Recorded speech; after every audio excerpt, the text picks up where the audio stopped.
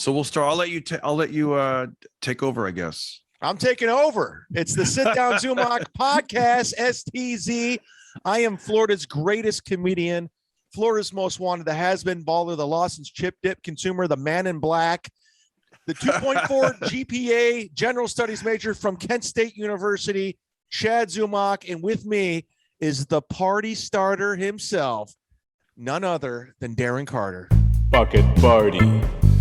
Yeah. When I'm down and feeling low with so much negativity, I listen to Darren Carter's Pocket Party. He got his friends as guests and they be really funny. It ain't over till he say, boy, don't hurt nobody. Yeah. They run. Darren, how are you? Yeah, great. I like your rap like that. Let me see if I can do one like that. Hi, I'm Darren Carter, the party starter. That's right. I'm Darren. The ladies call me Darren. Love me like a leprechaun. Sweeter than a bonbon. I'll bang you like a tom-tom. Then I'm out. I'm gone. Darren Carter, party starter on the Pocket Party podcast. Hello, Chad. Flowing. I know what you're knowing. He's the captain of the ship. I'm steering the ship. Yeah, I love that. Do you still throw on the captain's hat every now and then? I do a podcast on Patreon with my comedian friend Tony Mazer, and we wear captain's hats, and it's an homage to Opie from Opie and Anthony. I don't know where it started, but at one point that he said he was the captain, he steers the ship. So it's funny. We just jumped on it and took it to another level. Have you ever worn that captain's hat in public, like walking around? I did actually. Mike Calta, who's a radio guy down here, he used to go by the name Cowhead, and him, Bobby Kelly, Mike Cannon, a couple of New York comics. They were at Side Splitters yesterday because they're going on a cruise. Oh, nice. And I wore it down there because I wanted to, say I was the captain of their ship. But yeah, I wear it out in public. In Florida, you can wear whatever the hell you want. I was gonna say shirt. Right. Like it's funny because there's certain things out of my comfort zone. I'm like, I don't know how I'd feel wearing because I usually just wear baseball caps or maybe like a beanie. I don't know if I'd be like, okay, I'm putting on something that's unusual, but Well, LA is a weird place. People are a little eccentric and weird, and they go for it out there. I feel like you could do pretty much anything in LA or like you said, Florida. Like you could wear a cowboy hat. People wouldn't even think twice. You know, that's what Tony Hinchcliffe, I guess, is like full on cowboy mode now since he moved to Austin. Like every time you see him performing, he's in a cowboy outfit. Wow, that's kind of cool just to embrace the whole thing of like, you know what? I'm the golden pony and I put on a cowboy hat. Like, have you ever, man, can you imagine? Do you perform wearing a hat or no? Yeah, I do. I have a full head of hair. Like people always I have, that's the only thing I have going is I have good hair, but I then you hide it. You're like, I got great hair, but it's the only thing I got going, but I'm going to hide it from the public. But when I was a kid, I always wear baseball caps. I just loved baseball caps. So it just never, by the way, the way I'm dressed right now, like I'm wearing basketball. If you were to see me when I was 13 years old, I'm wearing the same outfit. I've not evolved. T-shirt, basketball shorts, and a baseball cap. I have not evolved as a human. I'm in my 40s and I still dress like I'm in 13. You actually dress nicer. Like if you see that picture behind you, used to wear the Argyle a lot, the Argyle sweater. And there was an 8-year period I was doing a sweater vest thing, but it was recognizable. I remember that's when I first saw you. I knew you as the Argyle, and I was like, oh wow, that guy's like a Ivy League author. Like he writes books because I think you wrote a book, and I pictured that Argyle. Good memory, by the way. That was a long time ago. You know what was funny? The reason why I wore that is because I was in a sketch group and we wore it one time, and we had like a really like funny sketch with that. And I remember Rita Piazza in 2000, I'd say 6 or 7, was auditioning me at the Hollywood Improv, and she put me on after Jim Gaffigan, and I wore the sweater vest and I had the unbelievable set of my life. And I remember just going out into the lobby in Melrose, and I remember hearing someone over saying, "Who's that guy in the sweater vest? He was hilarious." I go, "That's who I am. I'm the guy in the sweater vest." Dude, isn't that funny? I know I have the same thing. I have like my good luck. I used to wear good luck socks, certain socks that would, give me good luck. And then you kind of get locked into a certain thing. But, I was just going to say with your great head of hair, that could be a thing. Your public podcasts, you could, wear the baseball cap. But hey guys, if you want to go behind the paywall and join me on Patreon, I'll show you the hair. So, yeah, that'll get people to sign up. What's under that cap? Look at what you're missing, everybody. Is that worth $3? It's so funny. Because before I shaved my head, I used to, I was losing my hair and I was trying to hang on. I remember you with hair. Before all that, though, like back, when I had a good head of hair up until about, I don't know, age 20. You had the Bill Burr look going. Yep. I used to have bright red hair and it was kind of cool. And that was my thing. Sweater vest, Argyle. I was the redhead comic. So it was like, there weren't very many of us back then. And so, I was like, yeah, my bright red hair. So I never wanted to wear too many hats or any of that stuff to kind of, and plus I had a lot of jokes about my head on stage, like, hey, all these redhead jokes. And then once you start losing your hair, you're like, I got to write a new act.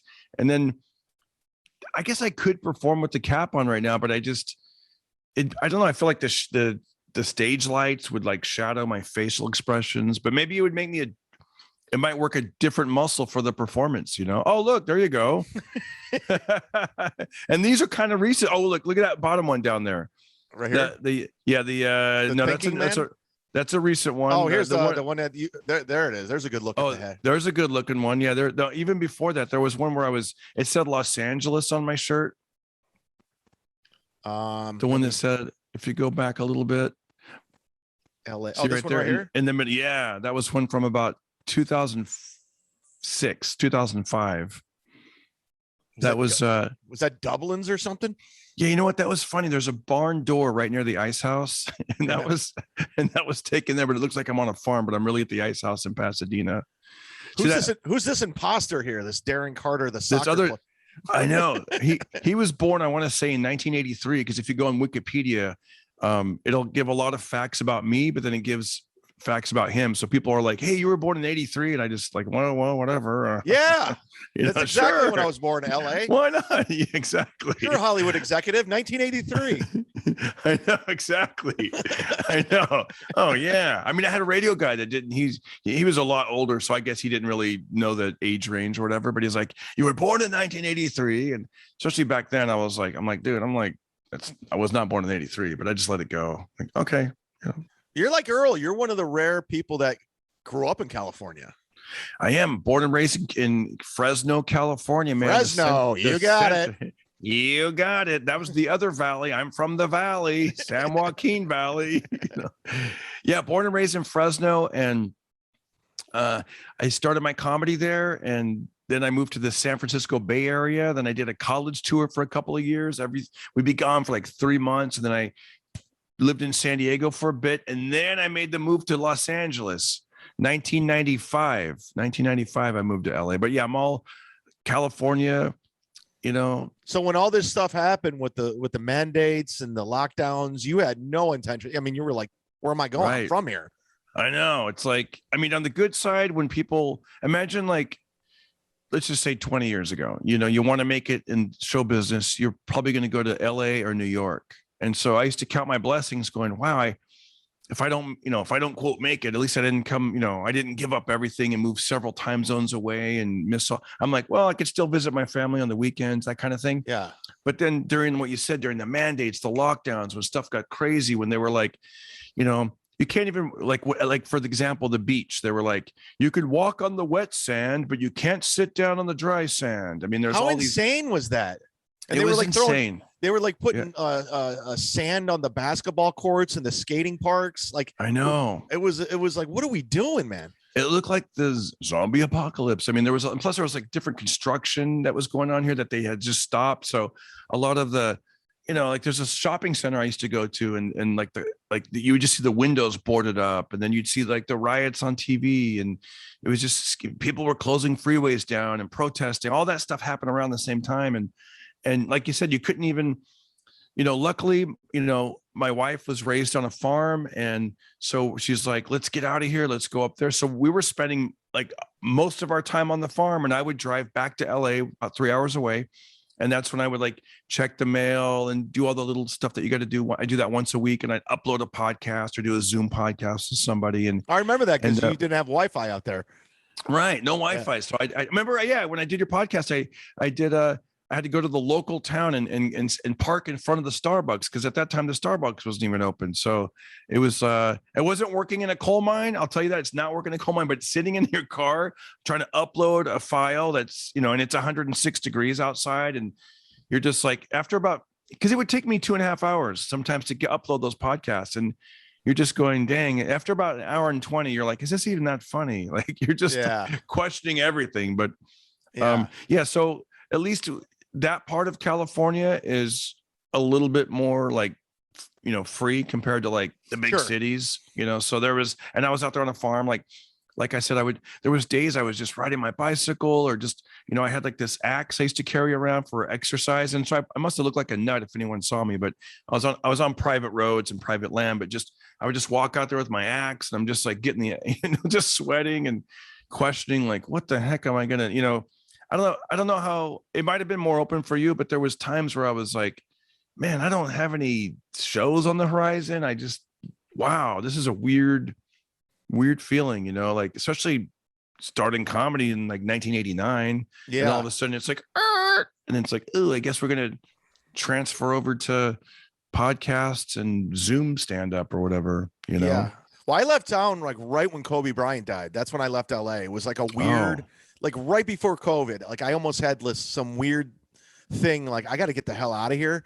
And I was moving to New York. That was the plan, because I had these comedy goals that they're no longer existing, and then I went back to Ohio for like a month and a half, and I said, okay, I'm moving to Florida. That was always my game plan. I was going to hit, if I didn't hit these comedy goals, I was going to Florida, but I go, all right, New York's not going to be back anytime soon. I'm not going back to LA. So I'm going to Florida. And I'm glad I did. It was probably one of the best decisions I've made. So now I'm down here, like Steve Simone's down here, Jimmy Schubert, all the guys, and I just had Esser Koo on the podcast. She lives in Miami, and I love it. That's cool. And there's probably some people you may or may not even know that live down there yet. Do you know Bruce Smirnoff? Did you ever meet Bruce? I have not. So Bruce was like a big comedy store. I knew him from the Comedy Store in the 90s. And, he has these great stories about, getting tapped on the shoulder in the 80s. Like, hey, you need to go up next. So-and-so's late. And then he gets on stage at the Hollywood Improv. And then who comes in? Johnny Carson. And he had too many drinks. And then poor Bruce was getting heckled by his agent's son. and then after that, they were like, hey, Johnny's a little too drunk to drive. Can you give him a ride home? Wow. Can you drive his car home? So Bruce is driving to Johnny's house. So Johnny's in the front seat with another young lady. And then, and he's got to tell you the story himself, but it was just like, that's what I'm saying. Guys like Bruce Smirnoff are there. And there's a lot of cool people in Florida. Yeah, man, I'm connected with a lot of them. There's a lot of work too. Like the one thing I've noticed is like, you really don't even have to leave the state if you don't want. I mean, there's so much work to be, if you got a couple credits under your belt and you got a couple references, you're good to go. I mean, just the little credits that I have, I've gotten referrals, and I'm very happy with it for the most part. I have a buddy that moved to, actually, Brian. I don't know if you know Brian Swinehart. Yeah, I know Brian. He's from Ohio. He's from Ohio. Yeah, I don't know I think he's in Ohio this week, but I know he's been going back and forth between Ohio and Florida, and I believe he's staying near Miami in Delray Beach, I think. Yeah. And he told me he's picking up like extra work, like as an actor. He's like, he goes, it almost feels like I'm back in LA, like I'm doing spots again, and I'm making some pretty good money doing like extra works. And I don't know if he's going to do stand-in. For a while he was doing stand-in, and where you stand on the spot while they shut up the cameras, and he was doing that for Matthew McConaughey and stuff. So yeah, I know Brian. Dayton, Ohio boy, if I'm not mistaken. It sounds like there's a scene in Florida that's do you see yourself coming to LA sometime, or I stay in touch with Earl. We're tight. And I don't, I had such a bad, and no disrespect, because there's like you and Earl and a lot of good people that live there, but I had such a bad taste in my mouth living there the past 2.5 years. It was just because when I started in comedy, it was 2004, 2005. It was like right around that time, and it was fun. It was like I was eager, I was excited, I was on MySpace. It was fun. yeah, MySpace. Yeah, Dan Cook was blowing up at the time, and I was just it just seemed, I don't know, I was coming from a real innocent place, and then when I came back, it was just so business. All the stages were packed. I didn't like the vibe. I don't know. Maybe I gotten older and I got a little bitter. Maybe I think that's the case. I got a little, I just saw all the nonsense that goes on and I didn't like it. How do you like the show so far? Pretty good, right? By the way, here I am acting with John Travolta in the movie Be Cool. Check it out. If you like the show and you want to show your support, every little bit helps. Go to DarrenCarter.com. I'm on PayPal or Venmo at Darren Carter Comic on Venmo. Also, I'm available on CAMEO. All right, let's get back into the show. Oh, don't forget to like, subscribe, and share. Yeah, it is funny. I know you're saying like, and I was listening to, I did a podcast recently with John. I don't know if you know these two comics, but one is Dr. Dean Larrett, and he managed the Hollywood Improv from 90 to 93.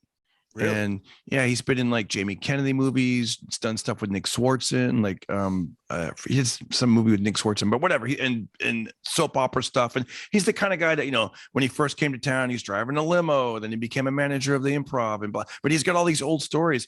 And then John, I like the old stories. I love the old stories. And then the other comic was John DeResta, who was like New York City's funniest cop, and he got his own sitcom and did all these movies. He's another great guy, if you ever want to guess. But so I had those two guys on, and just in passing, Dean was mentioning the lineups from back then, and those lineups sounded amazing. Those were like comics who worked their asses off in the 70s and 80s, and then like he said that like on any given night it would be Jerry Seinfeld, George Wallace, Richard Jeni, and John Mulrooney, and he just named all these comics that were like, and then I was thinking about that compared to now, where it might be the latest TikToker who has a lot of followers, and they're just rolling the dice hoping that they'll bring their fans to come see him, as opposed to someone who's really worked on the craft. I think it's got to be hard for a club, right? Like they got to do a balance of both. But yeah, it's a weird profession where talent is not rewarded, because if that was the case, Godfrey would be a household name.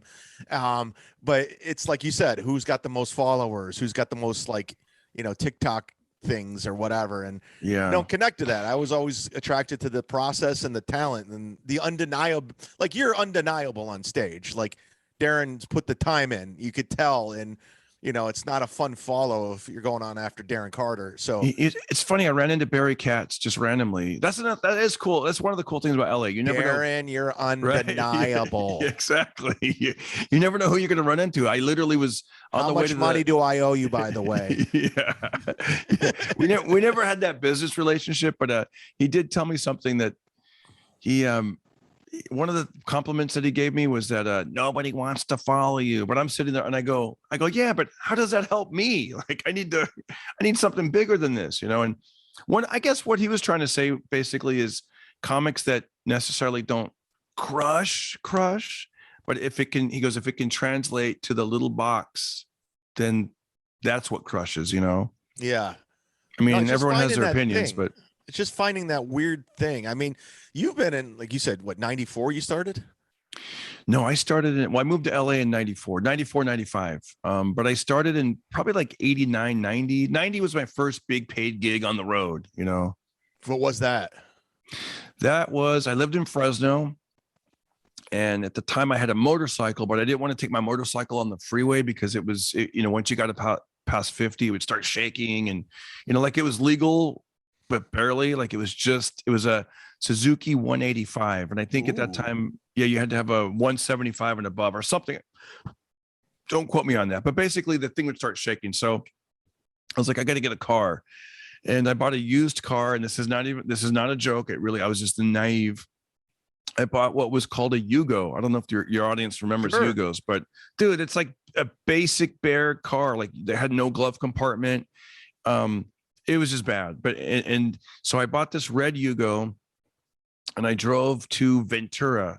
And in Ventura, now there's a club there called the Ventura Harbor Comedy Club, but back then it was called Hornblowers. And does it have a weird smell to you? Low tide. Yeah, when there's like low tide, all the dead fish. Yeah. Oh, it smells like shit. I did it with that. Right. Yeah. With me, Florentine, and Kate Quigley, we did a show there, and I just remember it just stunk.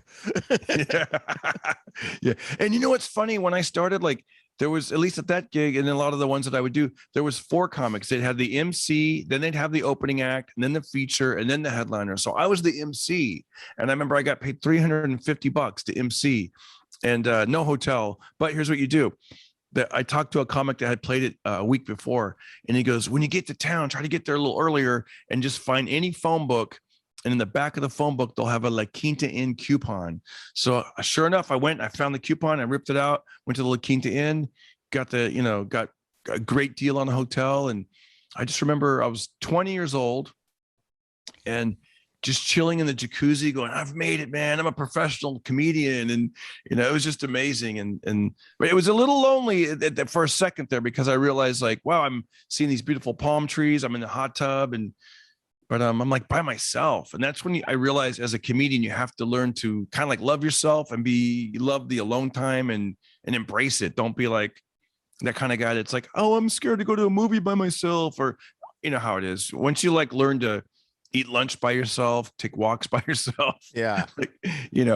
Unfortunately unfortunately for me, I got way too used to loving being by myself. And now it's like, that's all I prefer, is just being by myself, because I'm just used to it, because I'm on the road. I'm lonely.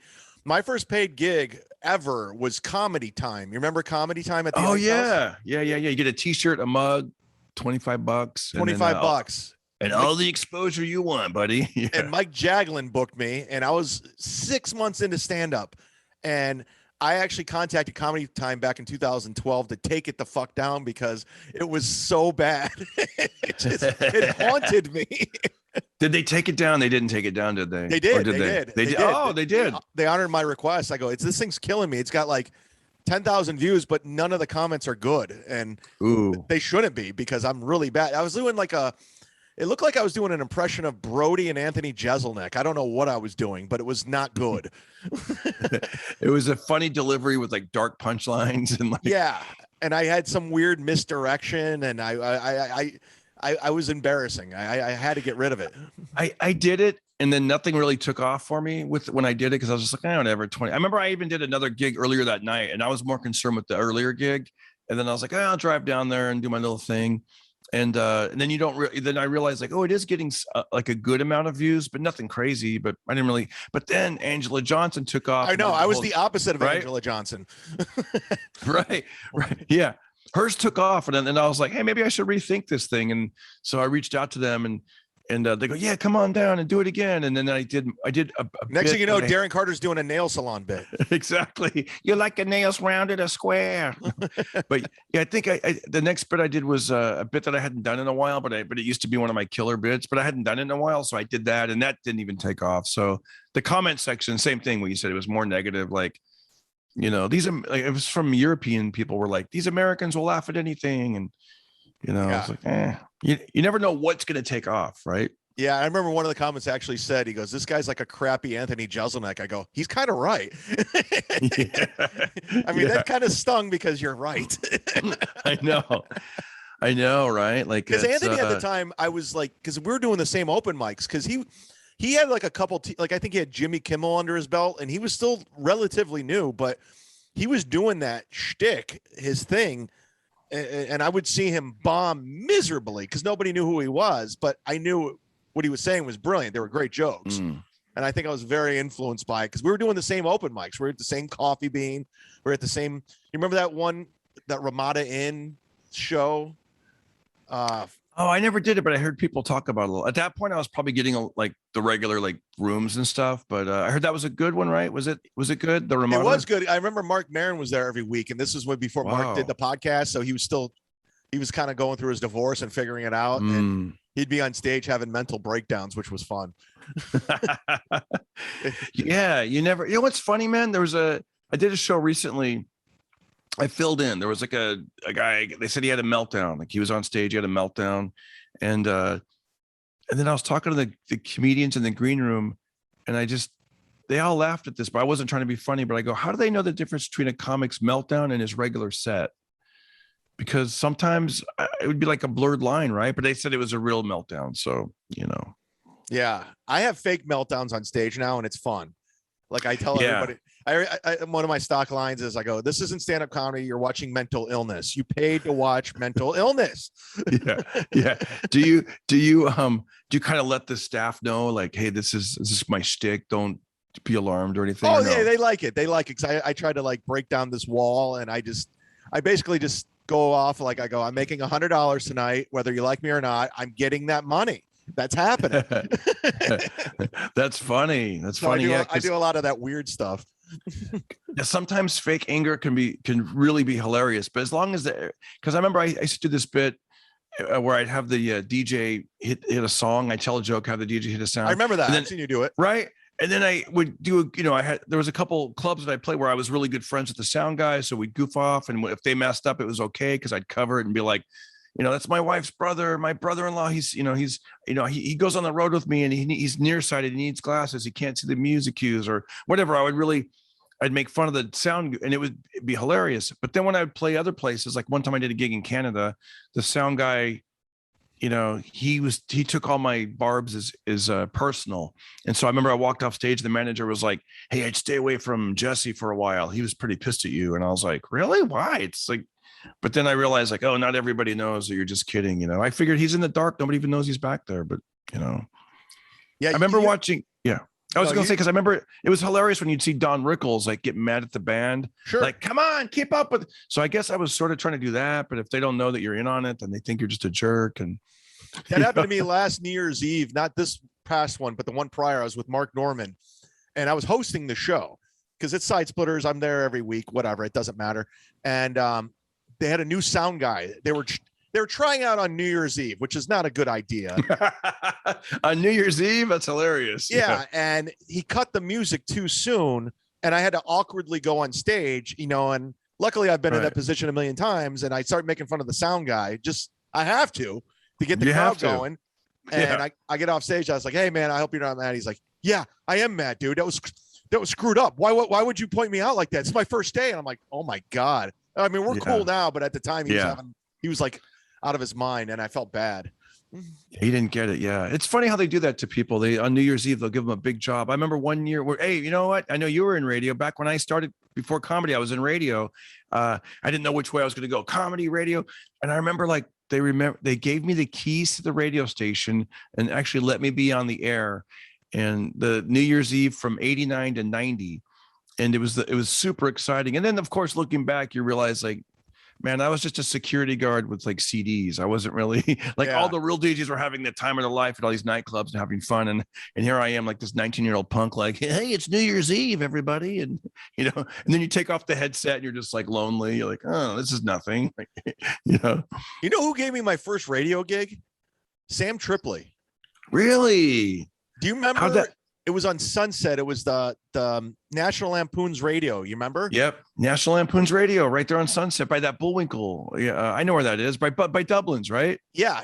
And we did a thing called the Holly Weird Report, and I was his co-host, and we were on after Cato Kalin's show. I remember Cato had a show, so we'd run into Cato every time we were coming in studio. But Sam, and I remembered Sam took the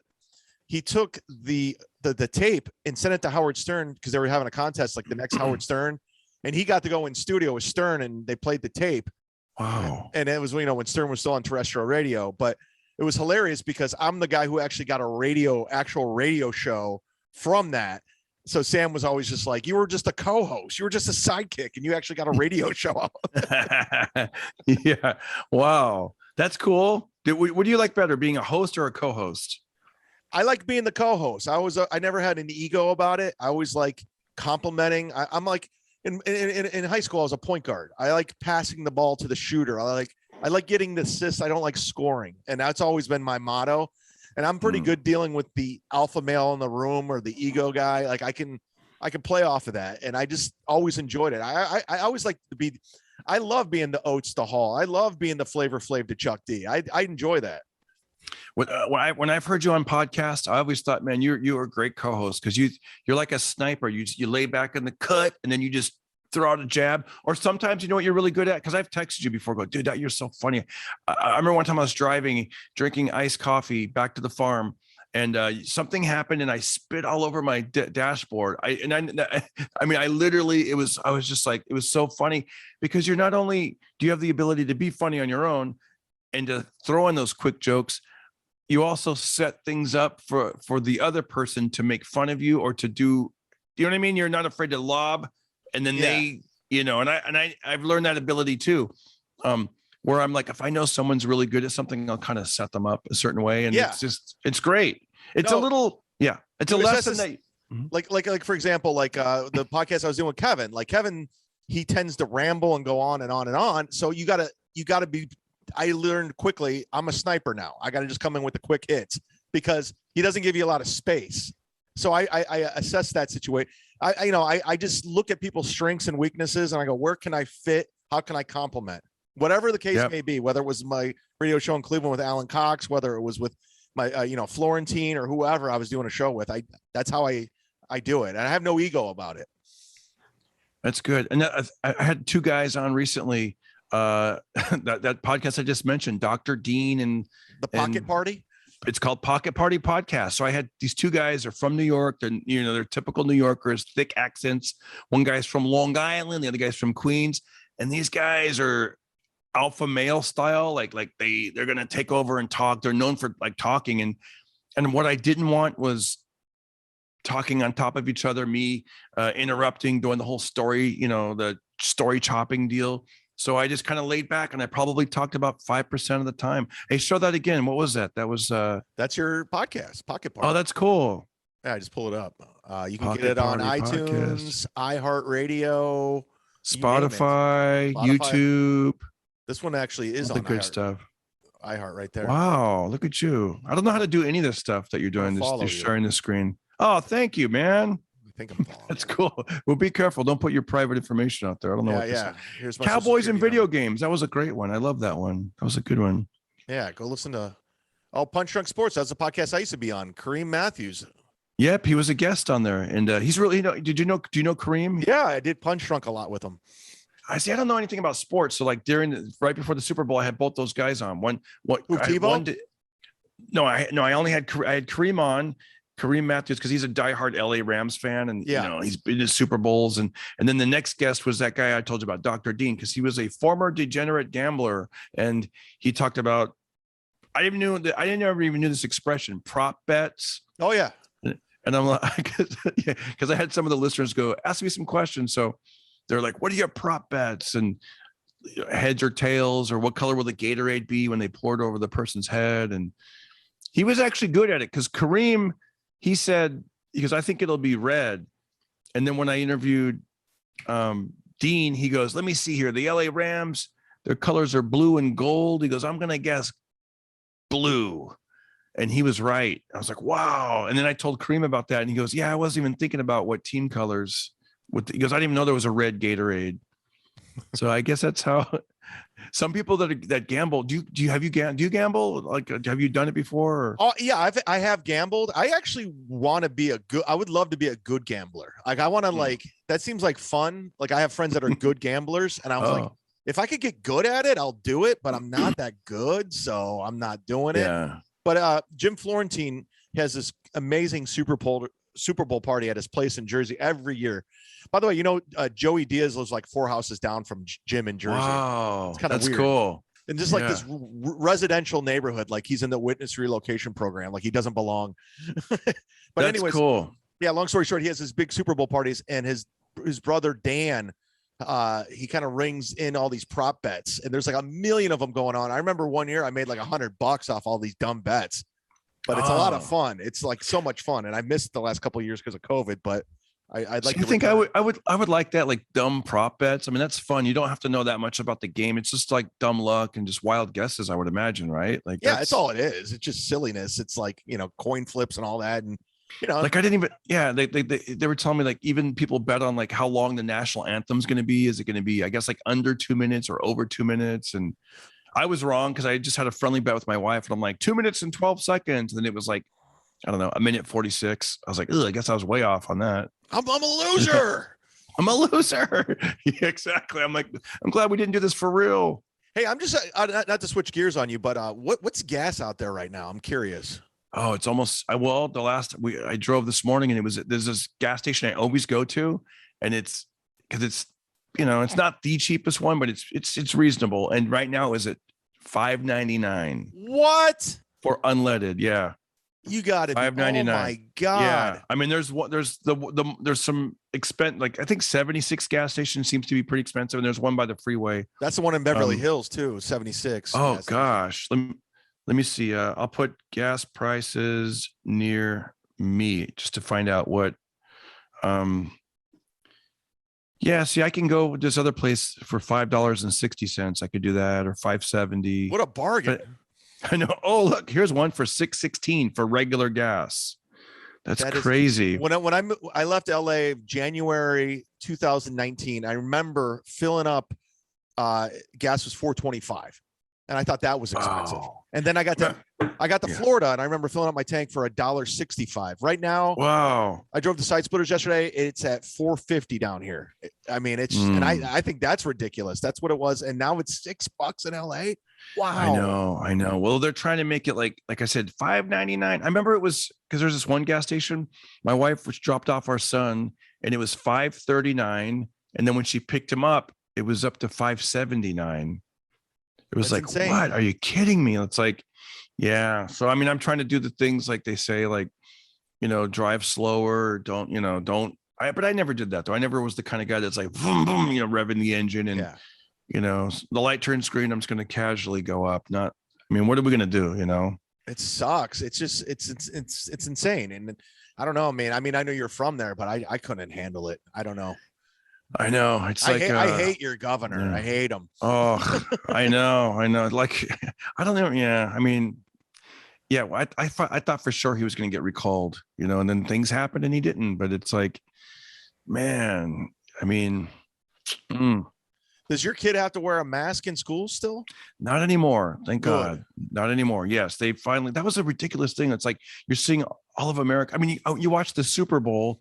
No one's wearing a mask. All the politicians are having the time of their lives. And then the kids had to wear masks outside, outdoors. It's like, are you kidding me? So they finally got rid of that. And it's like, although it was kind of cool. Like my son, when he had his braces, it was all homes. It was like the Zoom homeschool and then the mask. So basically, you know what I mean? So now he's got this great smile. And, he avoided all the kids' criticism and stuff with it. So that's a good thing. Right. Although I think a lot of them wear braces and stuff. I mean, I in a way, I don't know if I would like that. I wouldn't probably like the mask, but I think about like having acne and stuff when you're junior high, like that might have been if there's any plus side. It's like, you ever get like that red pimple in the end of your nose? You're like, oh, dang it. So then the mask could be like, oh, this is convenient. I'm all about the mask. There is some benefit, especially if you're famous. That would have been fun to have if you were like a famous guy. I read somewhere, I think it was Jim Carrey. He said when he discovered the motorcycle helmet, it changed his life because he'd keep the motorcycle helmet on and go into like a store or something and not get bothered. Yeah. No, I mean, I guess there was an interview with Paul McCartney and he was just like, I want to keep the mask forever. He goes, I walk around everywhere. No one bothers me. It's fantastic. Yeah. Oh, that'll be the thing when that's how we'll recognize celebrities. The other ones with the masks on still, you know.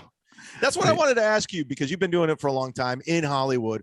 Who is some of the most famous people you ever performed in front of? I'm curious because you probably, ran to everyone. Of course, especially Dublin's. Yep. Yeah. Oh, yeah. Yeah. Britney Spears, Matthew McConaughey was there. There's so many. Justin Timberlake. Of course, Vince Vaughn. He's friends with Ahmed, so he'd come a lot. Snoop Dogg, and I've told this story a lot, but I performed at Snoop Dogg's family reunion. I never heard it in a row, and he introduced me and everything. Man, it was great. His cousin had seen me at the Hollywood Improv, and you have videotape. I do have a. I know because I think my friend filmed it. Did we even have phones? I don't know because I did it right around that time. I don't know if the phones had cameras on it, but Snoop Dogg introduced me. Yeah, it was awesome. He's like, wow, yeah. I mean, because I did the impression, so that's what got me the gig. Let me see. Where's this picture at? That's awesome. Yeah, but I did. Yeah, Snoop Dogg and Henry Winkler. Yeah, Henry Winkler. Fonzie. Yeah. Oh, that's cool. Fonzie would have been fun. Oh, fine. Yeah, he was great. He actually told me I was cool, which is neat. He saw me at the Comedy Store. Who else? Did you do? Were you one of the few comics that performed in front of Paul McCartney at the Hollywood Improv? Because I guess he was there. I was there that night, but I did not perform that night. And I'm like, gosh, but I saw him sitting in the back. And there's some great photos, right, where people like are in the men's room and they're like peeking over the thing. It was all staged, but it was like, wow, it's so cool. And look, there we go, right there, Snoop Dogg. Oh, that's awesome. Darren Carter and Snoop Dogg. Godfrey told me he's a great guy. Yeah, he's very cool. He's really relaxed. He's cool, great sense of humor. And whether, he saw me at the Improv, I don't know, 4 or 5 years ago. And he's like, what's up, funny man? How you doing? You blessed? I mean, he's just still, he makes you feel like $1 million. Yeah, he's got that aura, that whole thing going on. And he's comfortable in his own skin, but he also realizes how big he is too. And he doesn't make that a thing. I saw Justin Bieber at the Laugh Factory. I was probably like 15 feet from him. I'm like, wow, that back bar area. I'm like, wow, Justin Bieber's right there. Like, that's kind of cool. But, I don't really like to ask for photos with people unless like there's like a mutual, like they've seen me perform or we're, you know what I mean? Cause I remember I asked a guy once to get a photo and he was like, and it was a small room and there was probably like 20 people there, the Dime Bar on Fairfax. Oh yeah. And I just got off stage and I thought, oh, this guy's cool. He'll know that, it's like professional courtesy. Like he's an actor, I'm a comic. And then he was like, I don't want to make a scene. And I was like, so whatever. You never know what people are going through. And, but at that time I was like, gosh, man, like I got a photo.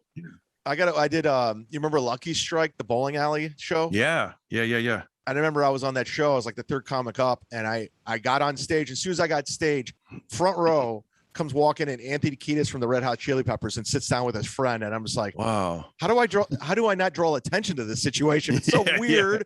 Yeah. I ended up having a great set. And I guess after I went outside, made a phone call and he came out, I guess somebody like kind of blew his cover and I got a photo with him there. So that was fun. Oh, that's so cool. Yeah. Mark McGrath told me I was funny and it made me feel good because I actually felt like I didn't have that good of a set. Like he saw me like the next day. He goes, hey, I saw you last night at Dublin's. He goes, man, you're funny, man. Funny stuff. And I was like, oh, thank you. And in my mind, I'm like, I've done better. You're like, Sugar Ray sucks. I know. Yeah. Well, Sugar Ray sucks. Have you ever had like a weird, like I did Nashville Zanies with Bert Kreischer before, like it was right when he was blowing up.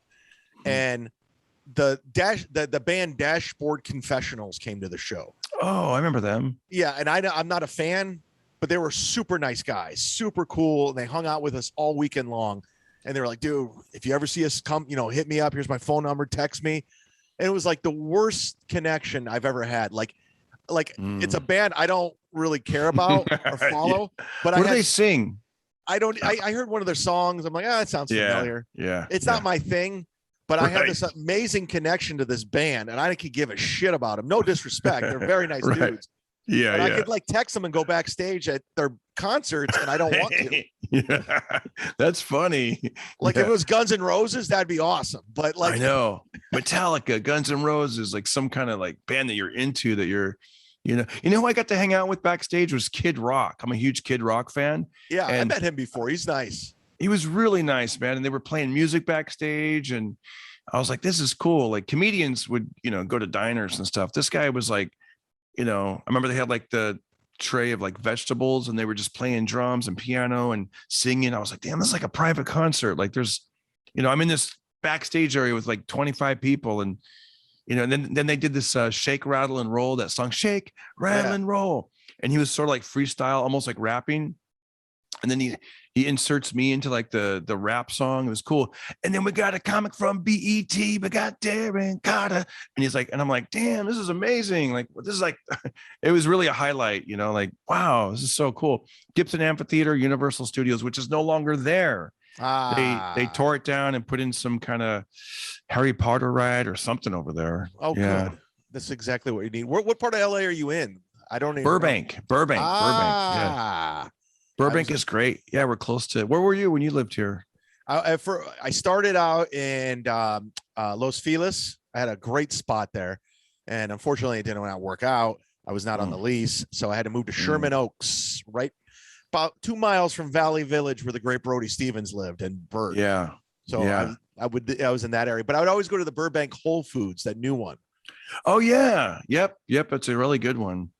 Yeah. It's a really good. It's funny because, like, I think masks are they were voluntary like now at this point, but if you go to Whole Foods, it's still like, 95% of them. Yeah, exactly. It's like COVID just happened.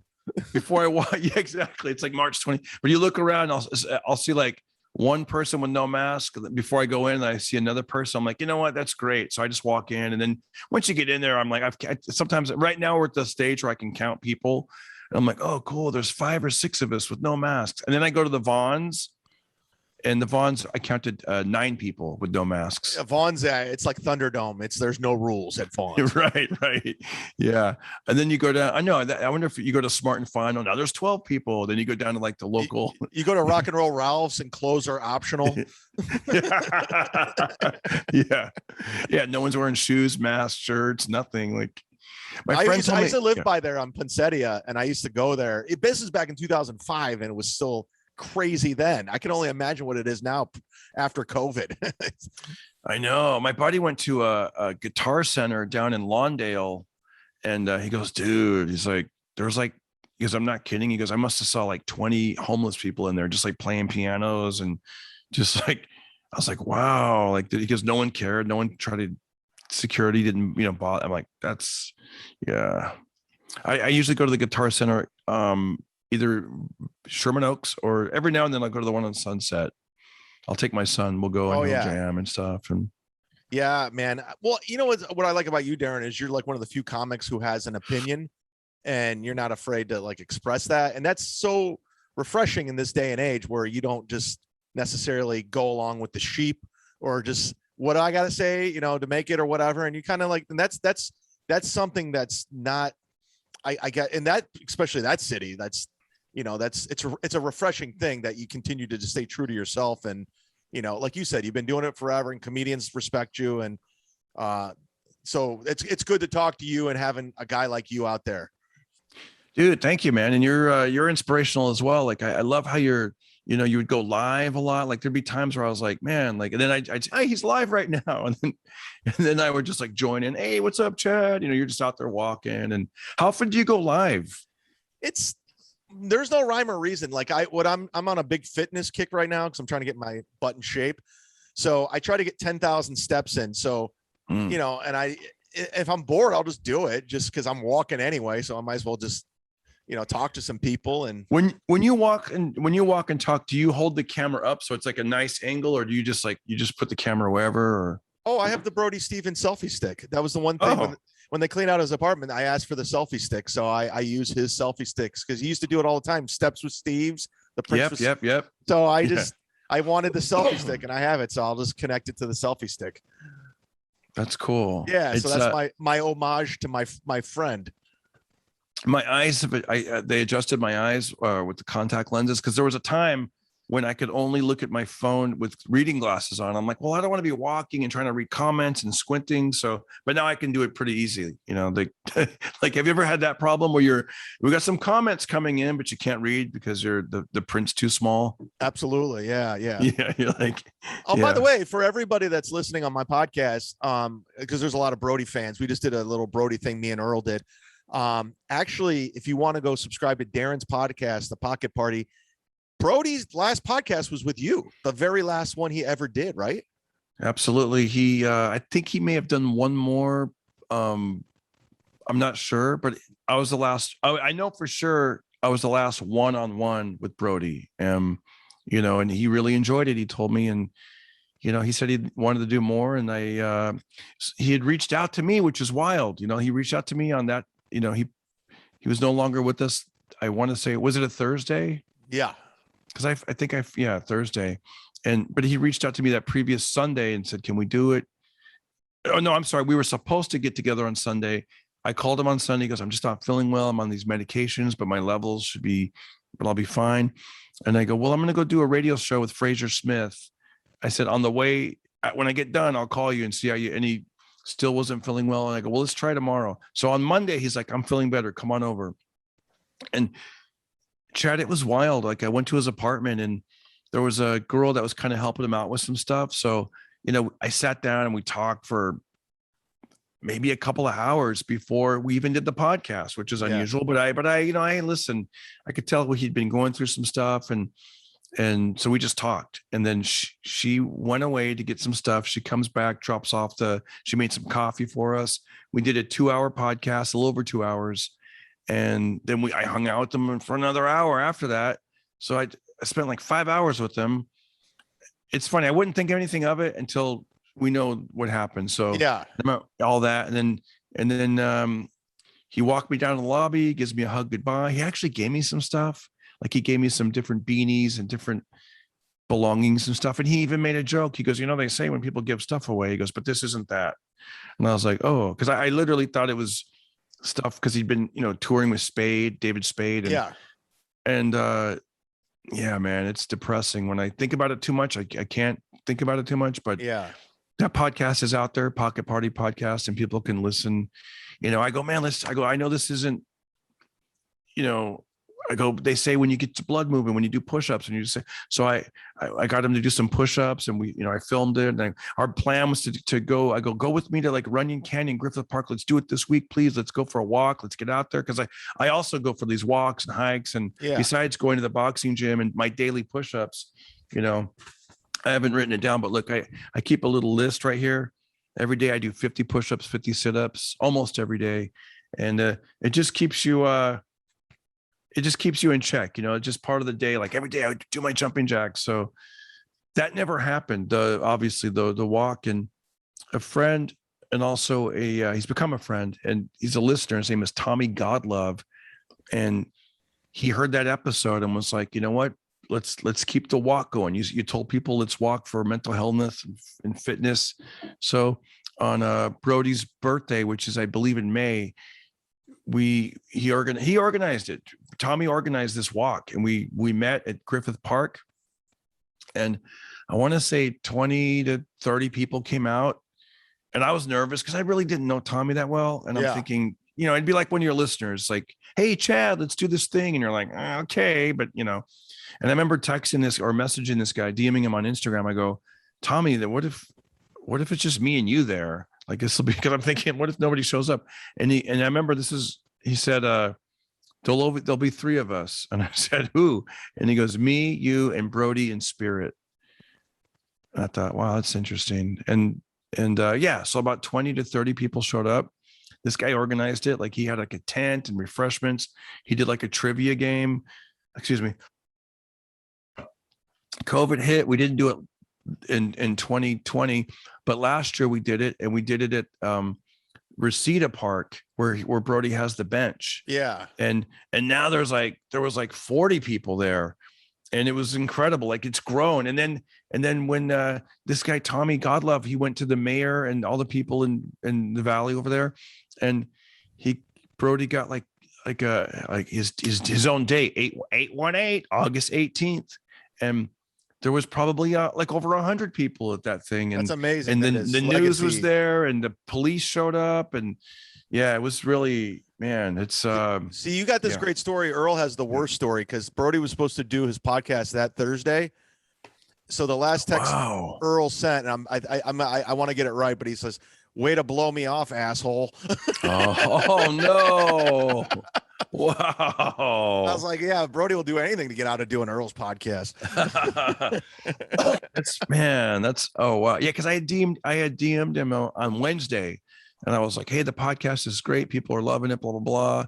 And then he didn't write back, and I didn't really think anything of it. And then I got so it was a Thursday or a Friday. It was a Thursday, whatever it was. I remember my phone was blowing up, and people were like, is it true? Is it true? Did you hear? And I was like, what the hell? Yeah, it freaked me out, man. Did not like that was, especially when you're like sitting down talking to someone. Like, how often do we do that in real life? We don't really, right? We're constantly on the move. Even when we see each other at clubs, hey, how you doing? What's going on? And then you're not really, but just sit across from someone at a table, you're looking them in their eye, like I said, for 5 hours, and then that person's no longer here and they did it to themselves. It's like, you know, I mean, you got the, you got the good story out of it, and I'm sure it was appreciated by him. And I always hate ending on a down note, but I have a podcast scheduled in about 10 minutes. Okay. Hey, well, let's do some fun stuff. Okay. Here's a question, because I haven't had a haircut in a really long time. Sure. I want to know, how much do you pay to get your haircut? $22. There's a barber here on Kennedy. It was the very first place I checked out. I looked online, and I've been going to her ever since. So 22, she takes cash only. Nice. I like that. Another question I got for you.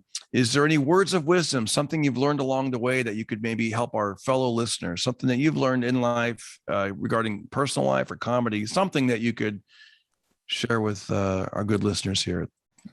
Let's words of wisdom. Always question everything. Don't just let it be served to you. Question why, whatever that case may be, whether it's your politicians, your local, whoever, just always question it. I got my head on a swivel, Darren Carter. I don't trust anybody. I don't know if that's a good way to live. Yeah. You're like, words of, yeah. I think everyone's trying to move the goalposts forward. Everybody, women, everybody, races, everybody's trying to get ahead somehow, and they'll do anything to get ahead. And there's very few in my world experiences. There's a handful of good people out there, and everyone else is just trying to get ahead. I don't know if that was good wisdom, but that's street smarts for me.